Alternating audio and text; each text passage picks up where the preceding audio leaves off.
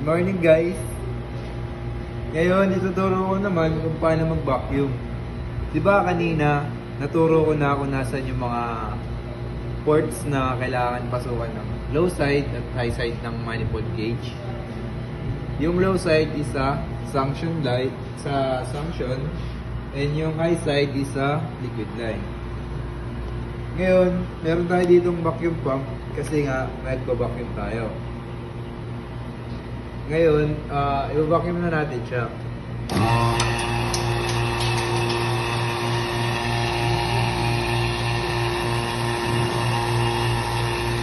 Pag nagba-vacuum tayo, makikita nyo sa manifold na bumababa yung ating needle sa negative 1 papuntang hanggang sa ma-reach niya yung negative 29.92 inch mercury.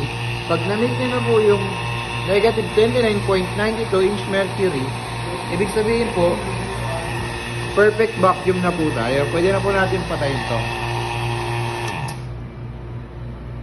Kung mapapansin nyo, bumalik po yung ating needle sa 0, ibig sabihin po nun, may leak yung ating system.